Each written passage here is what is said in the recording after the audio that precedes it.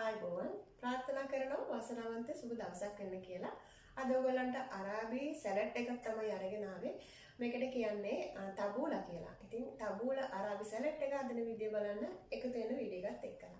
Video එකට යන්න කලින් මතක් කරනවා ඔයාලා තවමත් maleedesilva කියන මගේ YouTube channel එක subscribe කරලා නැතිනම් subscribe කරන්න. ළඟින් තියෙන notification bell එකත් ඕල් දාලා තියාගන්න. එතන තමයි වටිනා වීඩියෝ එකක් ඉක්මනින්ම ලැබෙන්නේ. අපි යමු වීඩියෝ එකට. මේ වීඩියෝ එකත් ඔයගොල්ලෝ ඉල්ලපු වීඩියෝ එකක් තමයි tabbouleh රෙසිපි එක. මම ෂෝට් වීඩියෝ එකක් දැම්මා. ඒකට ඉල්ලලා කමෙන්ට් දාලා තිබ්බා. ඉතින් මෙන්න ලේසියෙන්ම හදාගන්න පුළුවන් පාස්ලි වලින් අරාබි රෙසිපි එකක්, අරාබි සැලඩ් එකක් tabbouleh. මේ තියෙන්නේ කඩෙන් ගෙන ආපු පාස්ලි. ඉතින් ඔයගොල්ලන්ට කැමති ප්‍රමාණයක් මේකට එකතු කරගන්න පුළුවන්. 750 මිටි දෙකක් මම මෙතන අරන් තිනවා. සාමාන්‍ය ග්‍රෑම් 100ක් 75ක් වගේ ප්‍රමාණයක් තමයි තියෙන්නේ. ඒත් ඔයගොල්ලන්ට අඩු වැඩි කරලා ප්‍රමාණය ලබා ගන්න. මේකේ ගොඩාක් මේ නාරටිය කඩන්නේ නැහැ. කොළ ටිකක් නාරටි ඉතුරු වෙන්න කඩා ගන්න. දලුම කොළ එකතු කරගත්තොත් මේක නිකන් ගොඩක් චොප් වෙලා වැඩි වෙනවා. කුඩාවට කැපෙනවා වැඩි. නාරටිය පොඩ්ඩකුත් තියෙන්න ඕන. එහෙම තමයි සුද්ධ කරගන්න. හොඳට සෝදලා ඊට පස්සේ මේ විදියට ඩ්‍රයි කරගන්නවා. ඉතින් ඔයාලා කැමති විදියකට මේකේ වතුර ඉවත් කරගන්න. එතකොට තමයි නියම රසය ගන්න පුළුවන් වෙන්නේ. දැන් අපිට පුළුවන් මේක ඔයාලා කැමති විදියකට චූටියට කපා ගන්න. සාමාන්‍ය තක්කාලි ගෙඩියකින් භාගයක් ඇතුළත මදය ඉවත් කරලා අපිට අවශ්‍ය වෙන පුංචි කෑලි වලට කපාගෙන ඒ වගේම ලුණු ගෙඩියකින් භාගයක් පුංචි කෑලි වලට කපාගෙන ඔයාලට පුළුවන් නම් සුදු පාට ලොකු ලුණු ගන්නවා නම් ගොඩක් හොඳයි. සාමාන්‍ය රතු පාට ලොකු ලුණු උනත් කමක් නැහැ. ඊට පස්සේ මේකට අවශ්‍ය වෙනවා බුර්ගල් කියලා තියෙනවා පුංචි ධාන්‍ය වර්ගයක්. ඒක කුඩා කරපු එක කුඩාවට කඩාපු එකේ සුදු පාට වගේ බ්‍රවුන් පාට එක තියෙනවා සුදු පාට එක තියෙනවා. ඉතින් කැමති එකක් දාගන්න පුළුවන්. ඒක අවශ්‍ය වෙනවා කෝප කාලක් විතර. ගොඩක් අවශ්‍ය නැහැ. සාමාන්‍ය මේ සැඳි දෙකක් විතර ගත්තත් ඇති. ඒක ටිකක් පෙඟෙන්න අපි එකතු කරගන්න ඕන. ඒ වගේම දෙහියුෂ ගෙඩියක දෙහියුෂ අවශ්‍ය වෙනවා. ඔලිව් තෙල් ටිකක්.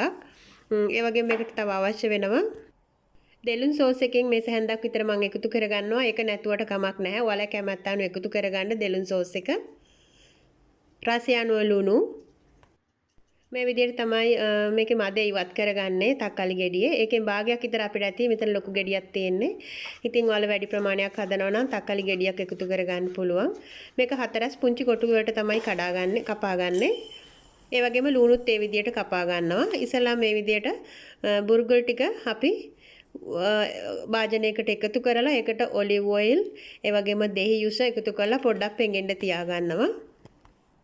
විනාඩි 10ක් විතර යනකොට අපි මේක සොෆ්ට් එකට මේ ඇඩ් දාන්නේ වර්ගය ඒ බුර්ගල් කියන එක බුර්ගුල් ඔයාලට මම ලියලා තියන්නම්. ඒකේ yellow pine කියලා තමයි තියෙන්නේ.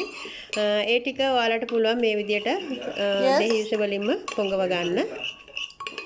ඔලිව් තෙලුත් මේ සැහැඳි දෙකක් විතර මම එකතු කරගත්තා. ලුණු ගෙඩියෙනුත් භාගයක් ඇති පුංචි කෑලි වලට කපා ගන්නවා. ඉතින් අර සුදු පාට ලොකු ලුණු එක තියෙනවා නම් ගොඩක් හොඳයි. මේ ගෙඩියක් ඇඹුල් රසට තමයි තියෙන්නේ. සමහර අය මේකට එකතු කරගන්නවා ලුණු කොළ වගේ දේවලුත්. ඉතින් මම එකතු කරගත්තේ නැහැ. මෙන්න මේ විදිහට තමයි සාමාන්‍යයෙන් අරාබි රෙසිපි එකක් විදිහට පාස්ලි සැලඩ් එක හදන්නේ. ඒකට අරාබියෙන් කියන්නේ tabbouleh කියලා. මේ තියෙන්නේ දෙලුන් සෝස් එක. ඉතින් ඔයක අවශ්‍යම නැහැ.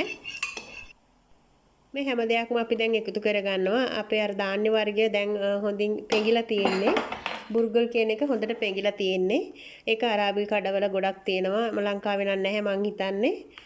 ඊට පස්සේ හොඳින් මේක මික්ස් කරලා ඔයාලට පුළුවන් කැමති නම් මේකෙන් තක්කාලි වලින් උඩින් සරස ගන්න. තක්කාලි ගෙඩියක් මලේ හැඩයට කපලා මේක උඩින් තියන්න පුළුවන්. ඉතින් කැමති විදියකට සරසගෙන මේසෙට අරින්න පුළුවන්. ඊටාම රසවත් පෝෂණීය ආහාරයක් පාස්ලි කොළ වලින්. පාස්ලි වලට බකදෝනිස් කියලා තමයි අරාබි භාෂාවෙන් කියන්නේ. තක්කාලි වලට ටොමාටෝ කියනවා. තුමාත් කියනවා. තුමාත් කියලා කියන්නේ ගොඩක්ම. බුසල් කියන්නේ ලුණු වලට.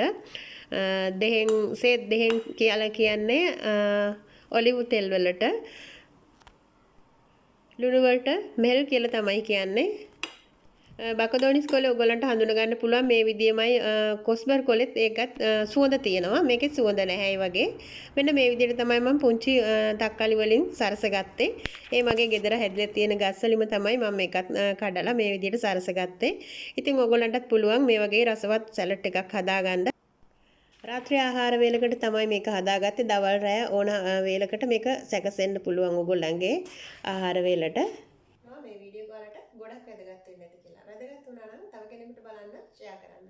හැමදාමත් මගේ වීඩියෝ වලට ලයික් කරන, කමෙන්ට් කරන, ෂෙයා කරන ආදරණීය ඔයාලට ගොඩාක් මම තවත් රසබර වීඩියෝ එකකින් ගිහින් එන්න. Don't forget subscribe and like, share. Thank you for watching my video. God bless all my friends. See you next video. Bye bye.